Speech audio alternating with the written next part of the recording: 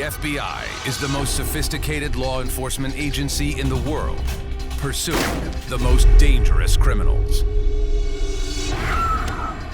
When a 16-year-old girl is taken by force from her Texas home, she was brutalized, desecrated, treated as less than human. the Bureau mobilizes. This is a matter of life and death. A young lady whose life is still in danger.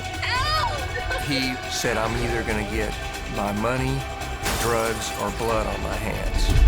Agents must race across hundreds of miles to find the young teen before it's too late. FBI. Criminal Pursuit. September 24th, 1994. In the Dallas suburb of Arlington, Texas, it's a quiet Saturday night for 16-year-old Lisa Renee. The young woman recently moved to the U.S. from the Virgin Islands in hopes of getting a better education. She shares an apartment with her two older brothers, but tonight she has the place to herself. Lisa's brothers are out at a concert and won't be home until late that evening, so Lisa catches up on her schoolwork. At 8 p.m., Lisa is startled by loud pounding on the front door.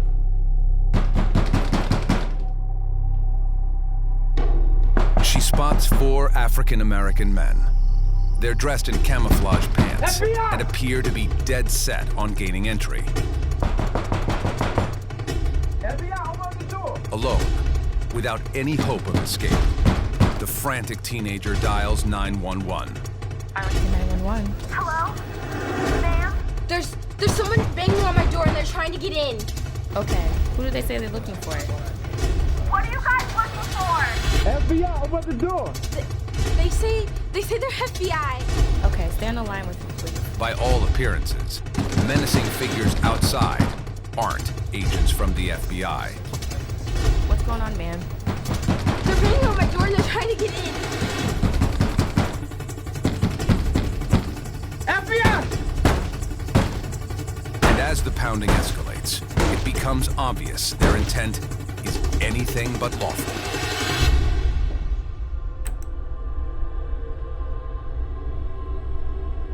Who's trying to break down your door, ma'am? There's four black guys and they have camouflage on. When the frontal assault fails, the men decide to try their luck with a nearby sliding glass door.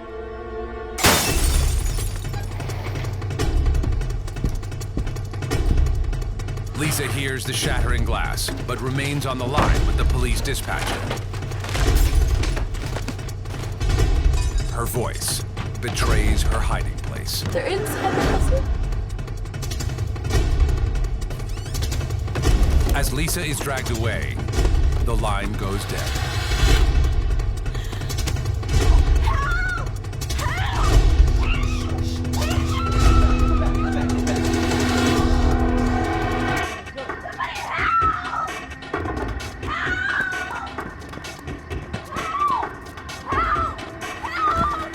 Lisa's abductors throw her into a waiting car.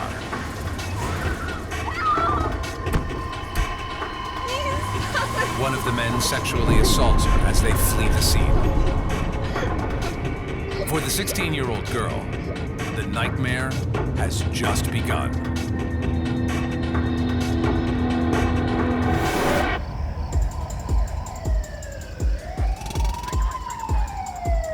The Arlington, Texas police arrive at the apartment minutes later. Female caller.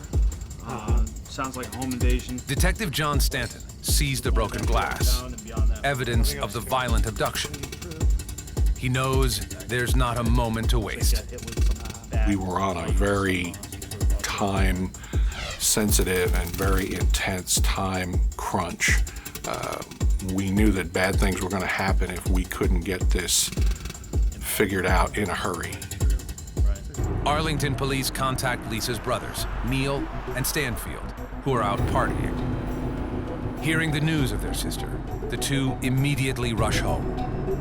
Lisa's brothers come in at high speed and ran into the apartment and saw all these police officers, and they didn't know what to think, and they apparently didn't have any information that they could share. Lisa's brothers tell police their younger sister only arrived in Texas 2 months earlier to attend high school. Lisa was a very smart, talented young girl who was going to school, an honor student. She wanted to be a doctor. Besides being studious, Lisa is also deeply religious. She had a passage that she had written in the front of her Bible, and it was from Proverbs chapter 3. And in the passage, it talks about trusting God, and that if you trust in the Lord, He will direct your paths. And from everything I know about Lisa, she really believed that. Minister Gillespie often saw Lisa walk past the church on her way to school. She would be singing as she walked by, and you knew, what a happy girl. Even on the other side of a window, she exuded a kind of joy. To detectives, Lisa seems to be an unlikely target for such a violent attack.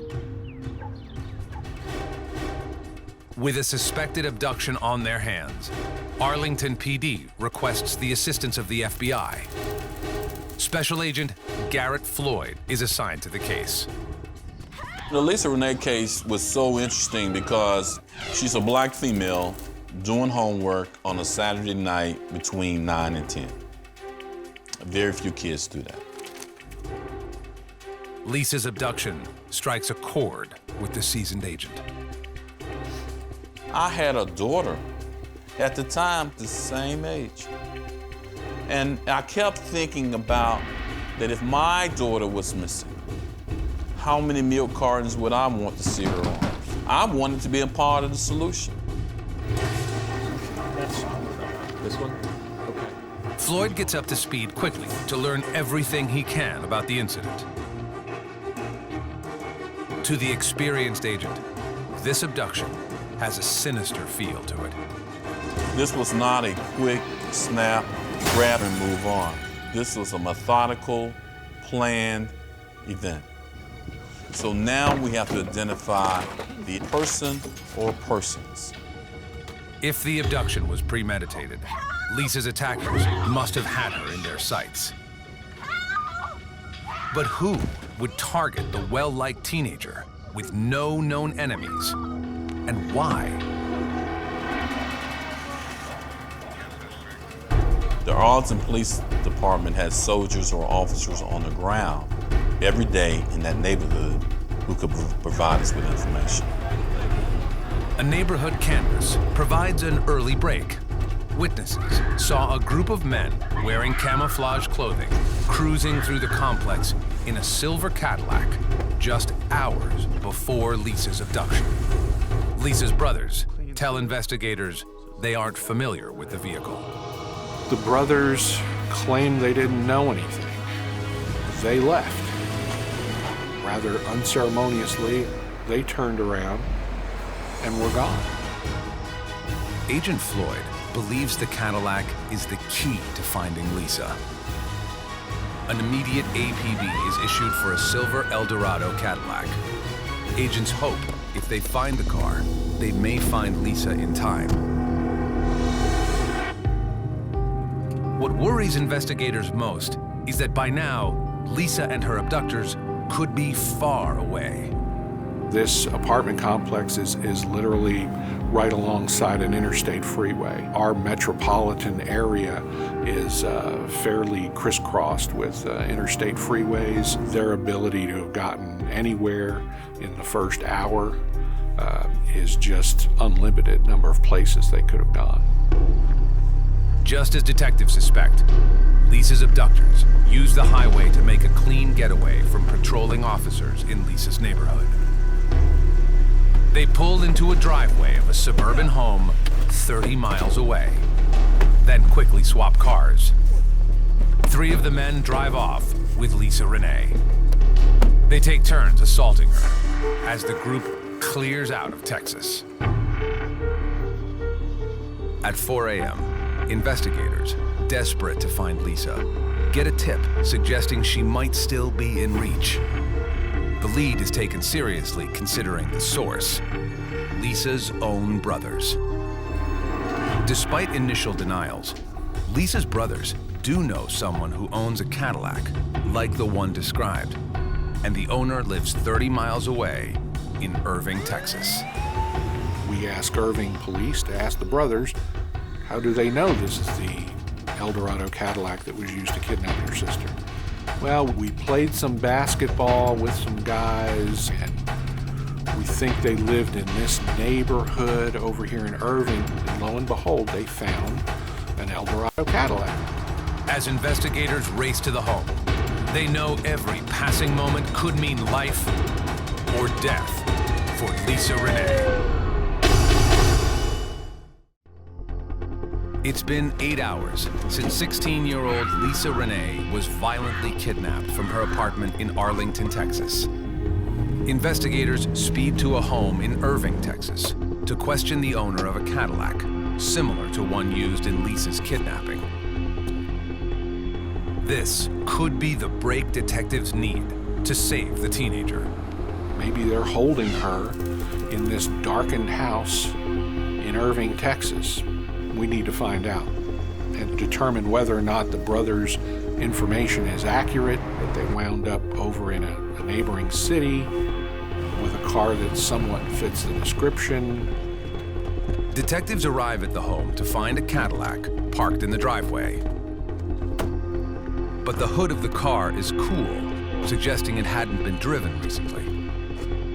Investigators hope the homeowner, Dominique Smith, knows something about the car. Yes, I'm Detective Stanton. I wanted to ask you about this automobile, this Cadillac. Who does it belong to?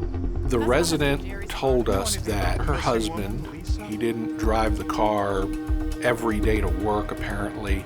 That was kind of his weekend car. May we have a look around in your house, please? Sure. We'll take a look. We looked around, we looked in places that would have been obvious hiding places, under beds, things of that nature, where you could hide a kidnapped victim.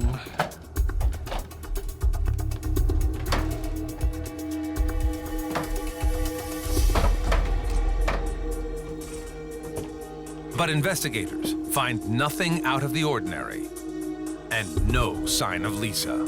Sometime later tonight. I got nothing. Nothing at all? We met with the brothers outside the house. We've done everything we can. Your sister's not here. Who else can you think of that we would need to go talk to regarding your sister? Give us somewhere else to start looking. They can't think of anything. On Sunday morning, news of the brutal abduction rocks the community and Minister Gillespia's Arlington church. This is a bright young lady with a promising future. And so every parent who has a daughter in high school or even a son thinks this could have been one of mine. While the community mobilizes to help find the missing teenager, Lisa's strong faith is about all she has to cling to while being held captive. Yo, get out! The men have been driving all night. Finally, near daybreak, they arrive at their final destination, an Arkansas motel. The ride has ended, but Lisa's torment has just begun. She's forced into a room and to an even worse fate.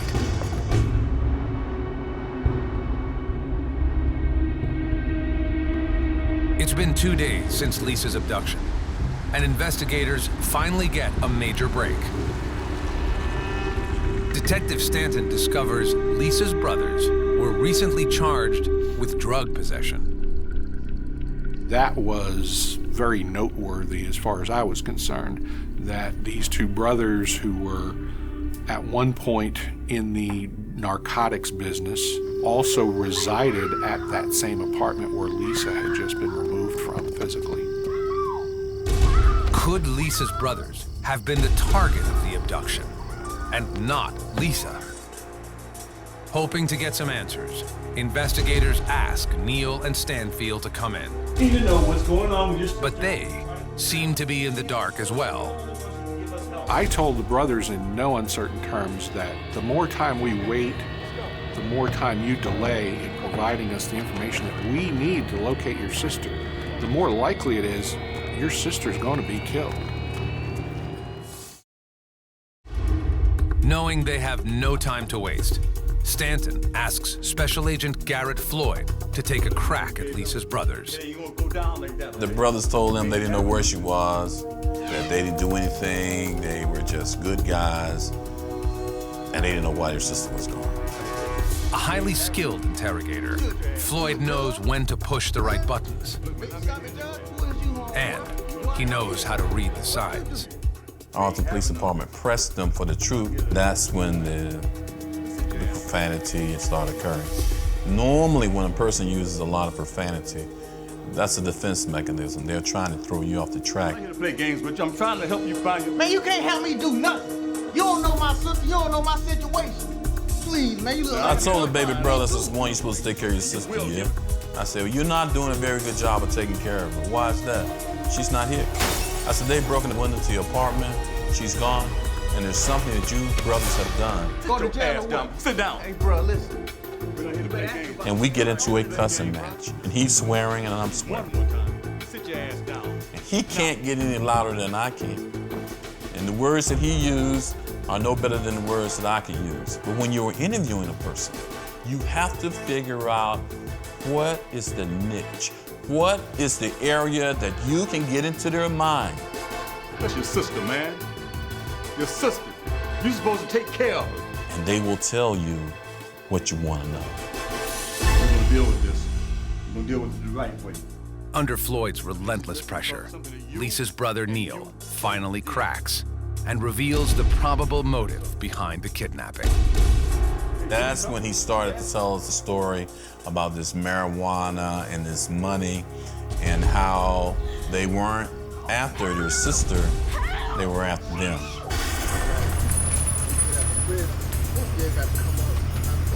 Four days earlier, Lisa's brothers were approached by two Arkansas drug dealers for 9 pounds of marijuana.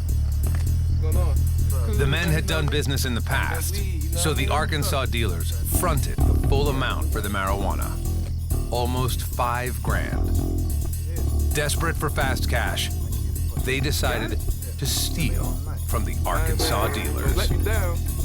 They promised that they would bring the marijuana, and of course, that was never their intent. Their intent was to basically take the money, steal the money from these individuals and just keep it for themselves. When the Arkansas dealers came to pick up their marijuana, Lisa's brothers were a no-show. The guys from Arkansas continued to call the brothers wanting their product. And so the brothers talked to them and told them that someone had stolen their car. Get up here, where you at? Along with the marijuana and the cash. The Arkansas dealers realized they'd been ripped off. Shooting at you. Yo, Neil, don't feed me the BS, man. Where you at? They did a rookie mistake. They gave the money up without getting the marijuana. Which makes the Arkansas dealers both dangerous and volatile. I already paid you, man. Where's the weed at? Neil, we don't have time, bro. Yo, I'm done, Neil. They know now that they've lied to them. So not only have they taken their money, but they're lying to them about the product. Yo, Orlando, we got a little issue. And now it's time to get even with them because they think they're fools.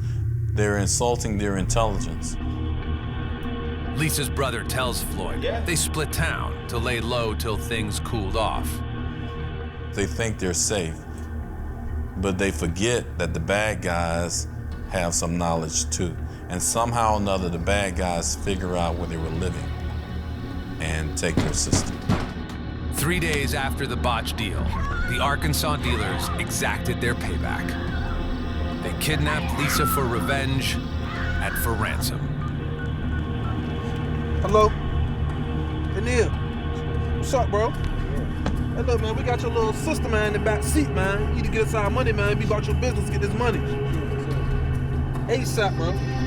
All right. Lisa's brothers went to Irving looking for the abductors.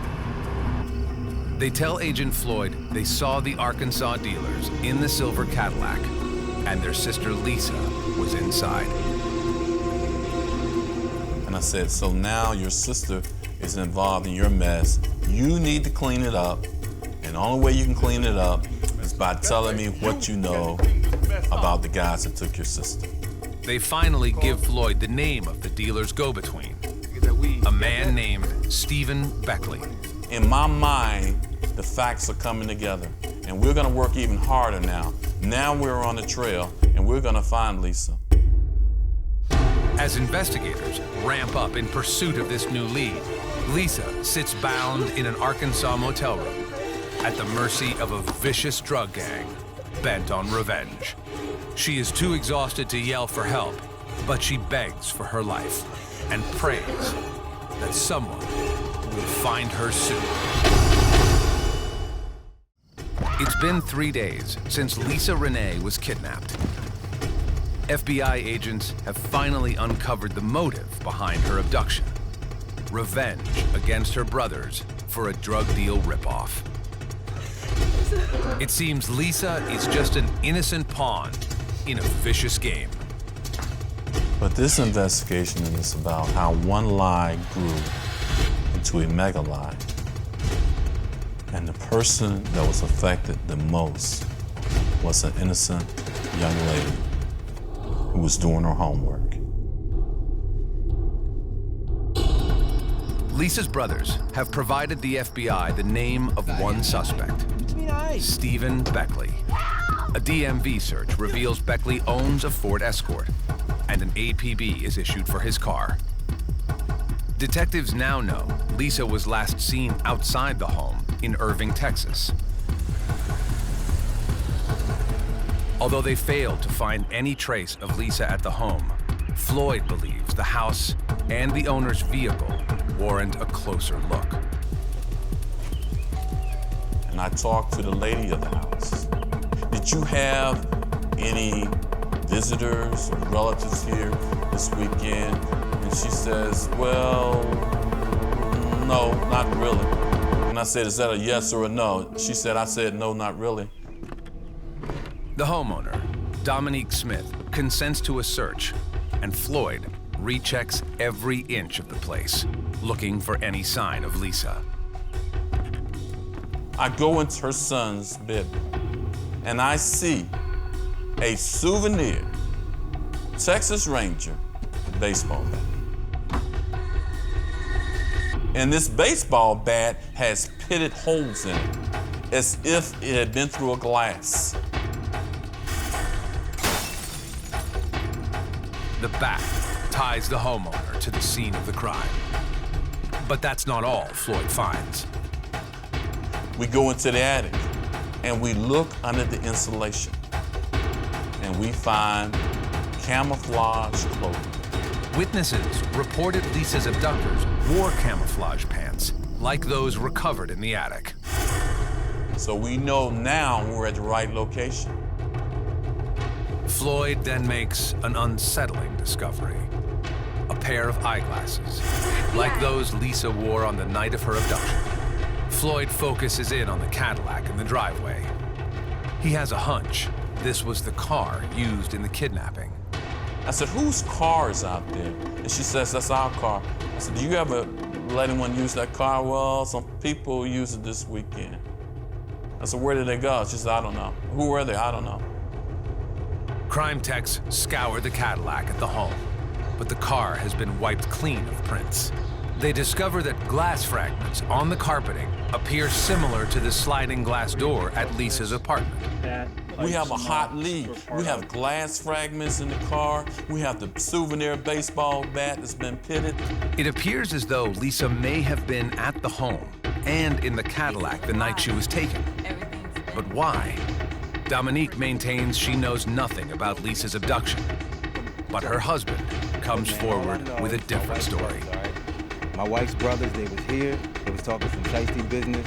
He put two and two together. He'd actually seen local news reports and provided information which included that his brothers-in-law from the state of Arkansas were at his house in Irving Friday night. That would have been the day before the kidnapping.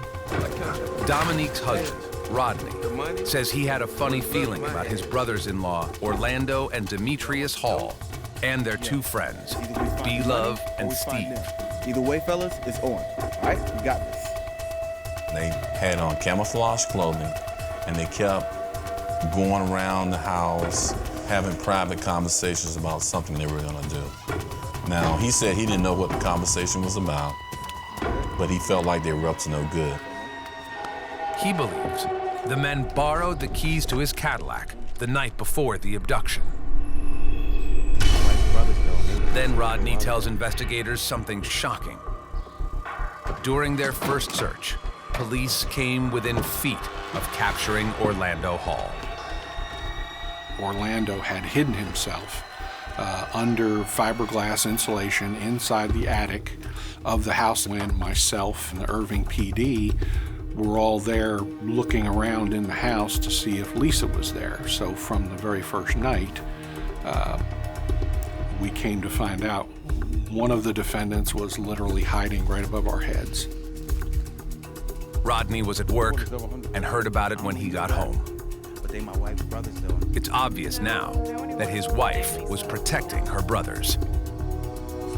Yet neither one has seen Lisa or even knew about the abduction. You gotta give me some more information than that. Agents learn the Hall brothers have a deadly reputation in Pine Bluff, Arkansas. Agents are convinced Orlando and Demetrius are the drug dealers from Arkansas, and Steve is their Dallas connection. All three were conned by Lisa's brothers, and Floyd now believes all three were involved in Lisa's kidnapping. But where is this violent drug gang now? And is Lisa still with them? An airline records check indicates that Orlando Hall flew back home to Arkansas the night after Lisa's abduction. Floyd immediately alerts the FBI in Arkansas. 4 suspects, Orlando and Demetrius Hall, Stephen Beckley, and a man who goes by the name B-Love, are most likely in Pine Bluff, Arkansas. They are believed to be holding Lisa Renee captive. Meanwhile, Lisa is doing what she can to survive. She knows why she's been kidnapped, and she begs her abductors for her life, promising to make up for her brother's mistakes. While her pleas go unanswered, Just remember with all your heart. she hopes her prayers will be heard. Armed with warrants, agents race to Arkansas, hoping to find their suspects and save Lisa. But will they make it in time? It's been 5 days since 16-year-old Lisa Renee was abducted. FBI agents and police investigators are closing in on 4 dangerous men: Stephen Beckley, Orlando and Demetrius Hall, and a man named B-Love, who are believed to be holding the team. I was confident that we were gonna find Lisa Renee because we were pushing, we had the facts going, we were narrowing down our focus. But as agents race to Arkansas, the gang holding Lisa hostage contemplate her fate. She's a witness who can identify them. They can't risk being caught. Their captive needs to be silenced for good.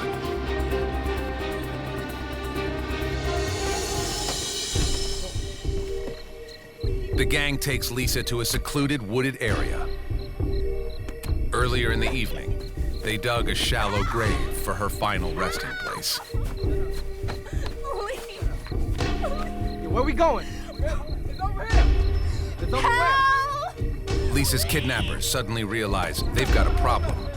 In the darkness of night, they can't locate the grave. Yo, where's hole at then? Yo, we get over here. We over here. Yo, where's the hole? You think we just out here kicking it? Yo, let's just go. When they fail to locate their intended execution site, the gang changes plans. They decide to spare Lisa's life. For now.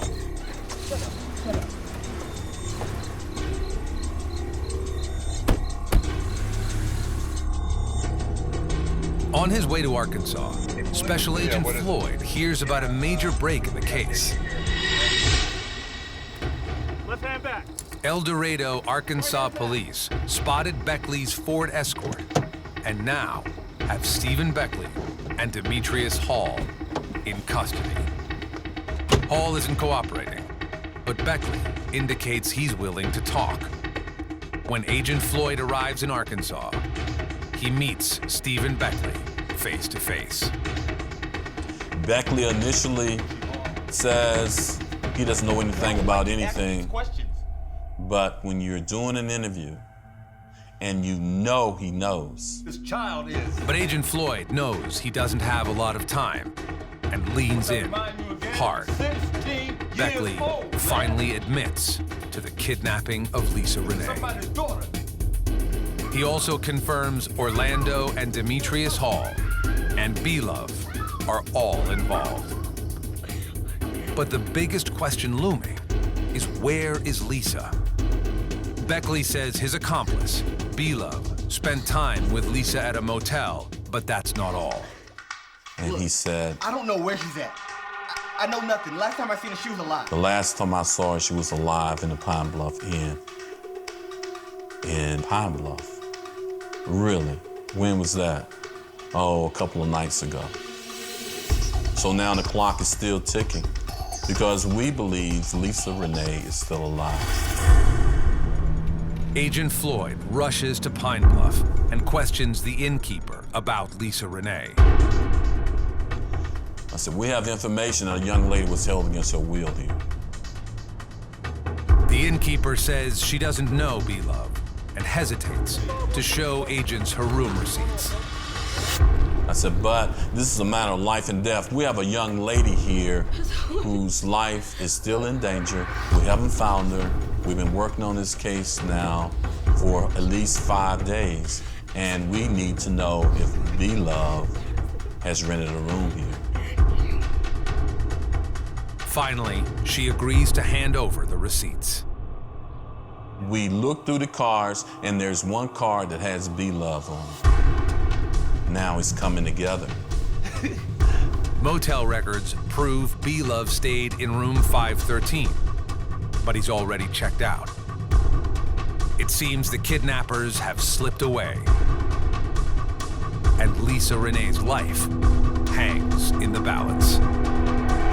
Then, a twist of fate. While investigators process the motel room, B-Love arrives on the scene. This guy was kind of a regular fixture at this particular hotel in Pine Bluff, and there just happened to be police and FBI agents working, and this guy pulls into the parking lot. He just happens to have the key for room 513 in his pocket. Investigators arrest B-Love, AKA Bruce Webster, and haul him in for questioning. They learn B-Love's a violent gang member from Chicago with a deadly reputation. But B-Love is staying quiet. Bruce Webster is cold and calculated. He's a gangbanger. He's from Chicago. He's a member of the Gangster Disciples. And his code is never talk, never snitch, never give up the information. So as I'm interviewing him, I'm thinking in my mind, what's gonna be my niche to get him to do the right thing? And I'm going to pin it all on you. Agents hope if Lisa Renee is still alive, they can get to her in time. But they need first to convince a hardened criminal to help them. Can they find the missing team before it's too late?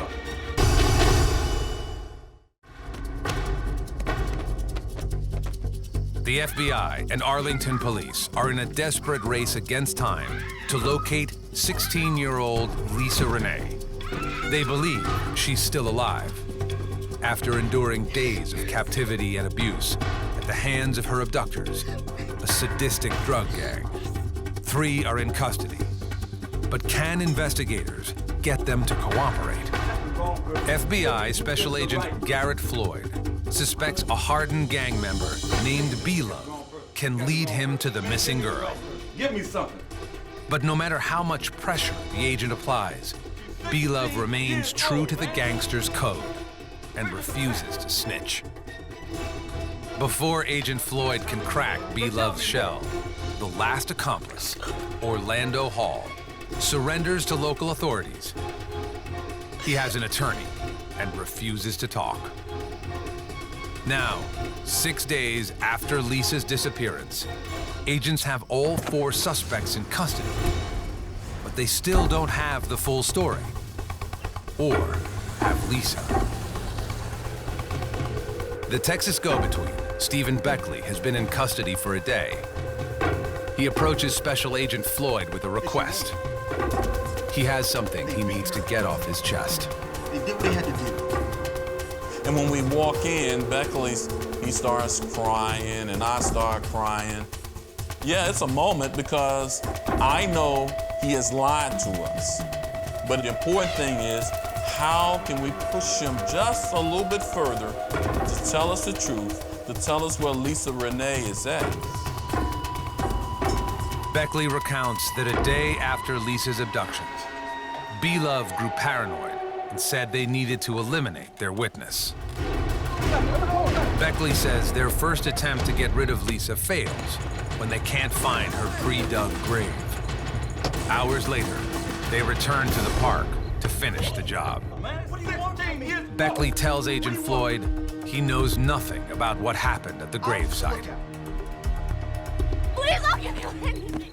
And we ask Beckley, did she have a way to breathe? He said, sir, I didn't see them put her in the grave. I was a lookout. We're believing now that Lisa Renee is still alive. We're working hard now because if she's in this grave, maybe they left a gap. Maybe she dug out and she's attempting to walk.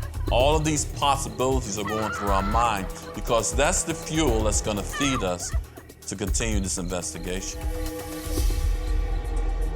Beckley doesn't know where the grave is, but B-Love knows. And Agent Floyd is determined to get it out of him. I'm thinking in my mind, what's gonna be my niche to get him to do the right thing? So we started talking to him. He knows nothing about nothing. He said, how do you know what happened? I said, they all snitched on you. He said, what? I said, they all snitched on you. He said, open that book up. I had my notepad taking notes. He said, open that book up. Let me tell you what happened. I keep telling you, you want me to tell you something? Let me see this notebook. Let me bust this notebook open. I'm gonna tell you everything. I want everything. I'm going for some kidnapping. We bought it here, had fun with it, let the boys have some fun with it. Finally, the break investigators need. Where's the girl you love? All right, man. I'll take you to where she at. All right. Bruce Webster agrees to take Floyd to Lisa's gravesite. He identifies the location by a telltale notch in the tree. This area right here, this where you struck the tree? Yes, sir. It looked like it. Along with their suspect statements, investigators piece together what happened that fateful morning. It seems Webster, Orlando and Demetrius Hall, and Stephen Beckley participated in a vicious beating. Orlando Hall hit Lisa with a shovel in the head. She tried to run. Webster and Beckley grabbed her. Beckley hit her with a shovel and then gave the shovel to Hall and Webster, and they took turns hitting Lisa with the shovel while Lisa was screaming.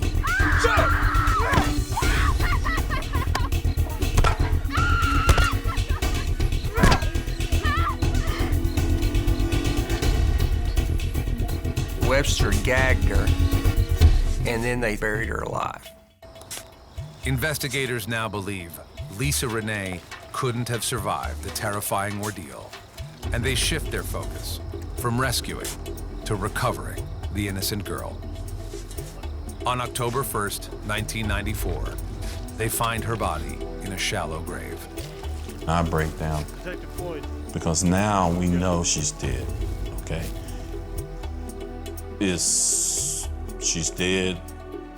This week of effort had its reward in that we found her, but she's dead. Floyd knows the outcome could have been very different if only Lisa's brothers had been more forthcoming. This entire investigation was based upon the fact that when the sister was kidnapped, that the brothers would ride in on a white stallion and save her. The brothers did not do that. Instead, the brothers became selfish, manipulative, and liars. You know, it was very emotionally upsetting that we were just so close to have maybe been able to save this girl's life. An autopsy report shows Lisa sustained multiple head injuries, but died as a result of being buried alive. She meant nothing to them. She was just a piece of flesh, something for their amusement, something to fulfill their animal instincts. And when their animal instincts were exhausted, they had to throw her away. Minister Gillespie and the community are saddened by the tragic murder, but grateful to investigators. At least they were able to find Lisa.